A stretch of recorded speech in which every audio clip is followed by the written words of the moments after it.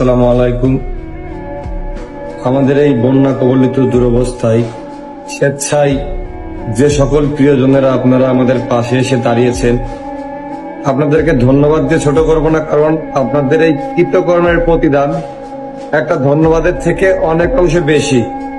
তো আপনাদের উদ্দেশ্যে আমার একটা অনুরোধ থাকবে, কতিপয় কিছু ব্যক্তি যাদের চারিত্রিক সমস্যা আছে, যাদের কটু মন্তব্যের কারণে নিরুৎসাহিত হয়ে আপনারা আপনাদের কৃতকর্ম থেকে পিছিয়ে যাবেন না। আপনারা মনে রাখবেন, বিরিয়ানির ভিতরে অ্যালার্জি বিরক্তিকর জিনিস হওয়া সত্ত্বেও থাকে।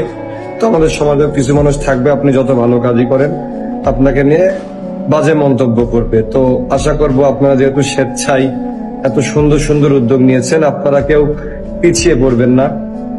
আর ভাই হিসেবে আপনাদের কাছে আমার একটা অনুরোধ থাকবে, আপনারা যারা আমাদের বন্যা কবলিত মানুষের পাশে এসে দাঁড়িয়েছেন, আপনারা আমাদের অনেকভাবে সাহায্য সহযোগিতা করছেন। তো আপনারা কেউ অন্তত ত্রাণ দেওয়ার সময় ছবি তুলে বা ফুটেজ গ্রহণ করে সোশ্যাল মিডিয়াতে প্রকাশ করবেন না। তার কারণ